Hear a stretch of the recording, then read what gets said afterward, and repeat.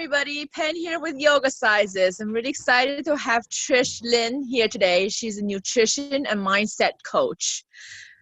Thank you for being on with us. Let's start with where you're from and how you share your story, how you got started with your nutrition journey, and why you also focused on mindset. Thank you. First, thank you so much for having me. I'm really excited to be here. I am Trish Lynn. I am from a little town in Ontario called Orono. It's very small and hard to find on the map, which is perfect. So I base my business online, and that's how I work with my clients. I first got started in nutrition actually, before I went back to school. I started my weight loss journey after having my second child, my son, and from that and the weight loss process, I went back to school for nutrition to learn how I can better not only help myself, but start helping all the women who I see and talk to who have the same issues that I was going through. At the same time, I was focusing on my own spiritual journey, my mindsets, and metaphysics, and being able to shift things in that direction as well. So I knew at some point I was combining everything. So that's essentially what I did. I combined my nutritional studies with my mindset work that I have done. And obviously I've done some studies as well in the mindset area to be able to help women be able to shift that and use nutrition as the base for all healing in a way. That's awesome. So you mentioned you shift your health and everything. So what let's talk about previous to you changing your eating habits, your diet, your nutrition. What was that like? How was your health then? What type of food were you eating, and how did it affect you versus now? I wasn't eating the greatest. And in my defense, I still thought I was eating good. And this is where many women, especially because we generally do most of the grocery shopping, see the negative effects because, for me, I didn't think I was eating bad until I started learning more and realizing, hey, these ingredients and these recipes are in these boxes. It was a lot of quick things, boxed meals that can easily go in the oven. They're not good for you. So it was recognizing and learning that and being able to create that shift. Mentally, I wasn't in a good place either after having my second child. There was a lot of anxiety, there's a lot of depression, and it went undiagnosed for a very long time. And being able to switch my nutrition, not only do I attribute that to having my daughter, my third, I believe full-heartedly that my shift in nutrition and what I was eating allowed me to have her, because I thought for sure it was another boy, and it's not. She was a little girl.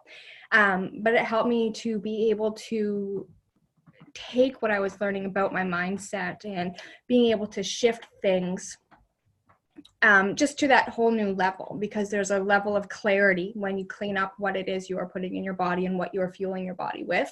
There's a new level of clarity that comes with that. So just so many changes that are able to take place that you don't even recognize is the biggest factor. You don't recognize what certain foods or certain things that you're eating that you're so accustomed to eating, how they're actually affecting you throughout your day-to-day, throughout your mindset, throughout how you are showing up in your life and showing up for those around you. Mm-hmm.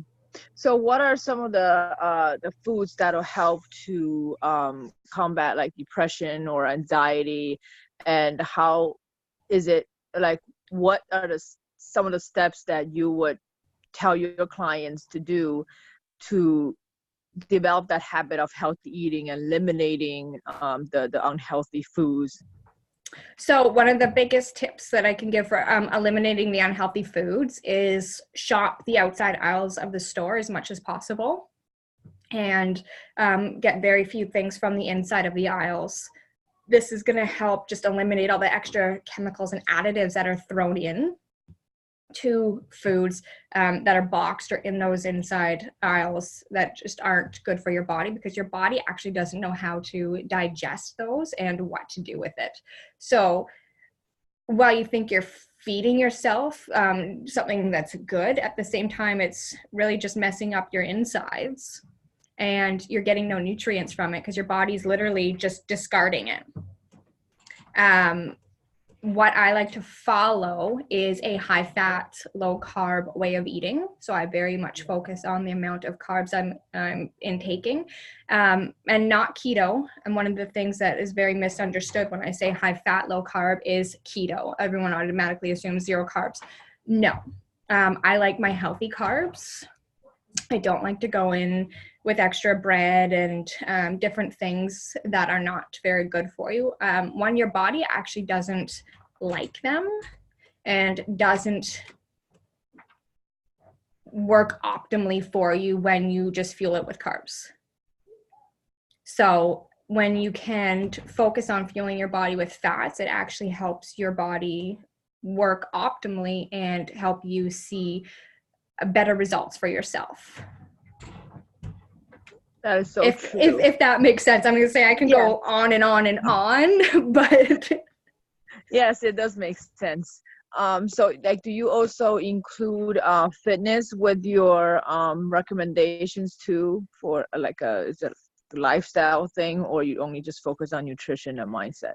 I think it depends on what level of fitness you're talking. I believe movement is very important, just at getting things flowing through the body as well as for the mind. So my favorite is yoga, just for the movement. And it's something that's better than nothing, because being still and stagnant doesn't help you. And you can get in those mental blocks. And something as simple as going through a sun salutation can just help you step out of your own way and release, some stress or anxiety that could be in the way as well. Okay. So you mentioned sun salutation. Like, is there any type of yoga that you like to do, or no? Yeah. My yoga actually consists of right here in my office most of the time. So it's just whatever is feeling good, and I just go with the flow of my body and what's feeling good for me. And when I work with my clients, so one of the biggest things that I work on is confidence, self-esteem, self-confidence, and self-worth. That affects everyone in so many different ways that it's a unique approach for each of my clients. I prefer my one-on-one coaching because it allows me to work with you specifically in a way that is unique to you. So again, for each person, that's going to be something different. And if I have a client who has a hard time getting in movement and has to be very careful, go for a walk. We work on different options. If I have a client who loves going to the gym, yes, I'm going to encourage you to keep going to the gym. It's very specific on who I'm working with and the approach that we take. But movement is very, very important. The base of everything, though, is the nutrition. And usually when we start out, for the most part, if say we're focusing on weight loss as one of the things that is holding you back in this area in your confidence, it depends where you're at. You don't have to be working out. I go out for a 5-minute walk and we start in increments, and I just keep you accountable to something that's as simple as a 5-minute walk. Okay. So how many sessions or time frame that you work with your clients? And I guess it varies, right? It varies. Minimum 3 months, at 3-month intervals and weekly sessions. So I like to set that up so we can, I provide my clients with meal plans as well as associated grocery lists for each week that are macro balanced and specific to their weight, their goals, and their eating style, foods they like, foods they dislike. And from that, again, it's the unique approach of what else is it that we are here to work on. And it's just that key nutrition at the base of everything else that's going to stem off of it. Because if your nutrition's not right, then it's going to affect everything else in the ladder, and you're not going to be able to show up in your life at your highest potential. That's true. So how do you work with your clients on the mindset part? Again, it depends on where you're at. So we can use journaling. I'm very big on journaling. And I actually currently have a client who never journaled before we started working together. She never meditated before we started working together. And it has helped her, just implementing journaling and meditation has helped her with the stress and anxiety that she is going through. Which again, with weight loss, it leads back. If you're stressed and anxiety, you're not going to be able to lose the weight easily, because this is holding on and keeping you from being able to actually release that excess weight. I also, there's so many different techniques that we're able to use. Tapping is another one that I like to use. It's one of my favorite for myself. So tapping. I've been hearing that a lot lately. Get guest speakers on the show. So can you tell us more about the tapping? Like, what are some of the ways, techniques that people can just practice after they listen to this? So there are different spots that you would tap, and I just find when I'm focusing on something or a goal or something that I really want to be in alignment with, when I start tapping, you can just feel the surge of energy, and I can feel my vibration elevating. So it's tapping on your head, and then we have beside the eye here, above the eyebrow, below the eye, we have right here, and the chin, the collarbone, and just right here where your bra band is, right there, and this part of your hand. So I usually tap, and I will say what it is that I want to be in alignment with 3 times for each spot, and I will repeat it as often as I want, really, until I feel in full alignment. For myself, I also use a pendulum, and I have a chart to test my alignment towards something if there's a big goal I'm working on. So that can help me to see what percentage I'm at with alignment, and I can tap and work on that and come back and be at a higher percentage right away. Interesting. So, many different techniques that I have implemented with the mindset side, and being able to help my clients, be in alignment with their goals, see where they're being blocked, and really just come in at the back end and give a different perspective on what I'm seeing and what I'm experiencing, and how we can shift this in their lives and show them a different perspective from where they're currently stuck. Oh, okay. It's interesting that you mentioned the tapping, the different spots on the faces. Actually, when I was in elementary school, I stopped doing that, but that's one way to actually prevent nearsightedness from people wearing glasses. So instead of tapping, what we do is we kind of massage it, like press it. And every single morning in school, we have to do that, like as the whole entire, just everybody in China has to do this every single day. So it prevented me from using glasses until I came here when I was 10, and I stopped. That's and amazing. Then my eyesight got bad. Yeah, so I ended up wearing glasses. Wow, that is amazing. I never knew that. Yeah, so there's that exact point that you mentioned. That's quite interesting that instead of just massaging those areas, you tap too for other purposes. Yeah. Oh wow. That's really neat. Yeah, so that's pretty cool. Yeah. Yeah. So I just thought I'd share that with you. All right. And so is there like jumping onto routines? Is there like a specific do you follow routines for you, like maybe in the morning or something that you do on a daily basis? No. Okay. I have 3 children, so it's very hard to have a routine. My husband is also on shift work, so there's no set Monday to Friday and weekends. Okay. His schedule is all over the place. So I know the things that I have to fit in daily for myself, my journaling and my meditation being the 2 utmost of importance. If I get my yoga in, I get it in. If I don't, I'm not going to be very worried about it, because I know that for my mindset and myself and keeping myself grounded, my meditation is more important for me. And then I just make sure I plan, what has to get done, and I usually actually write it out, so that I know today I need to focus on this, and I can just start checking things off as I go, but still allowing for flexibility around everyone else in their schedules. Okay. Yeah. That's pretty much how I'm doing it too. So Yeah. You yeah. have to, I think, especially when when I started my business, it was to be able to be home with the kids and raise them. So it's Right. being able to plan everything around them and their schedule, which is working out for me. And as they're getting older, I'm able to take more time back for myself, which is very nice. Yes. Self-care is definitely important. Yes. And be able to work out the schedule with your husband and the kids' schedule as well. Yes. Yeah. Right. And if we can fit into their routine and their routine, then it's so much easier to create your own schedule and based around that and still make sure you get in what you need. Yep. That is right. Because sometimes it's difficult. And yes. That is a big challenge. So what if I just say there are days that you won't be able to get all the things that you want to get done. Let's just say things happen and you ended up missing journaling or meditation, or does that like kind of throw you off?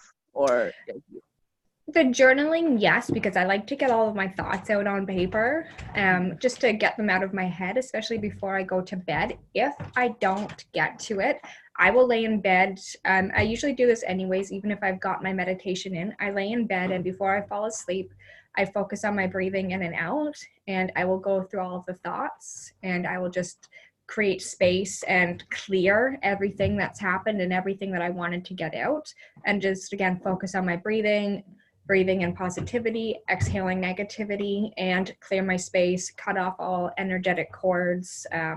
I physically picture everyone that I've come in interaction with throughout the day, picture scissors cutting these cords so that I know I'm going to bed protecting my energy and rejuvenating my energy. Oh, that's great that you mentioned that. I was going to ask how you deal with, working with other people and dealing with, with the energy and everything. Yes. Uh-huh. Yeah. That's one of my biggest things because I take on a lot of energies and experience, being an empath, I can experience a lot of people's energies and I take them on. I have a client right now, potential client that I've been talking to, because I said, I'm like, you're going to go through things, you're going to cry, and I can 100% guarantee you I'm going to cry with you because I can't control it. It just happens. And I feel so deeply for the people that I come in contact with that when I'm talking with them, I feel as if I am right there with them. Exactly. It's a mirror, neurons, yes. in our brain, the amygdala and everything working, reflecting our emotions and feelings and everything. Yes. Yeah. Definitely. So that is one of my biggest practices before I go to bed, is to ensure that I cut all the cords. And if there's a night that I'm just so tired I forget, because it happens, I feel it the next day. Oh. I very much feel it the next day. I'm very drained, and I got to do that. So that is one of my biggest practices that I make sure I implement. That's great.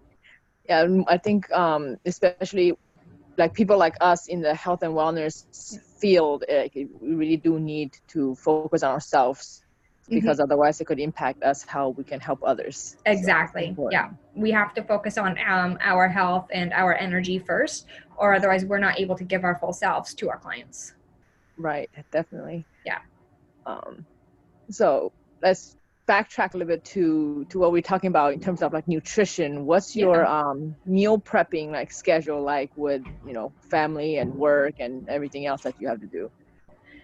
For me, it's because I do the groceries, it's very simple. It's gotten a little bit easier. You probably won't be able to see this. I actually have one of my meal plans right here, but I have it all laid out, if you can see that. And then I plan the dinners, what I'm going to have and how I can make each dinner, because dinner is obviously the key meal that we have as a family, how I can make the dinner and the main ingredients of that dinner work for everyone else in the family and be something that they're going to like as well. So I don't really prep. I know what I'm going to have. I have my meals planned out. I make sure I have all of the ingredients. If there is something, say a chia pudding, that needs to be made the night before, then I'll make it at dinner time and put it in the fridge for the next morning. But other than that, I just follow the meal plans that I create. Okay. And I take my time so once I have my meal plan, I just take my time to go through everything and plan out what else I need for the kids and my husband and the meals and do my groceries. Okay. So you basically prepare something every day, right? You don't do it like 2 or 3 days. No, I prepare it every day. Yeah. It's fresher that way. That makes sense. It's just, I guess that's a habit that I've gotten into. I know a lot of people who they will prepare something on Sunday for Monday, Tuesday's dinner, just to have it because of their busy schedule. I'm lucky that I have the time to prepare dinner every night, and it works for me. That's awesome. Yeah. So, what are some of the takeaways that you've learned from somebody that has really made a big difference in your life and that has helped you and you like to share with others? One of the biggest takeaways is how you're starting your morning truly affects your whole day and how you are showing up. So something as simple as what you're eating for breakfast is going to affect how you are showing up for the rest of the day. And if you can focus on something that's a little more fat and protein versus carbs, you're going to notice a difference in your energy levels. You're going to notice a difference in not being hungry right away. You're going to notice just so many changes in how you're showing up, your anxiety, your mood, everything. And it was something that I learned because I had to sit back and I'm like, whoa, this makes so much sense. And I actually tested the theory in my household. And it's true. It was 100% dead on. When you have a carb breakfast filled with coffees, you don't show up in the best way possible. So that was another thing. Limit your coffees. If you can limit to 1 coffee a morning. I love my coffee in the morning. I love that warm feeling, but I only have 1. And I keep it at 1. That's so true. Breakfast is important because it helps you, throughout the day and pumps you up. So that's good. Thank you for sharing that with us. No problem. And just keep, the positive mindset. Before I get out of bed, I like to think of 3 things that I'm grateful for. Gratitude is the easiest way to raise or elevate your vibration and, stay in that positive vibe all day. So before I guess I even get out of bed, I lay there and I think of 3 things that I'm grateful for, and really step into being positive for that day and set the intention of this is how I'm going to feel. And then I have my breakfast. That's good. I like that. That's a routine. So yes. Yeah. I guess it is a routine, isn't it? Yeah. It's everything else in between that just goes off on its own. Right.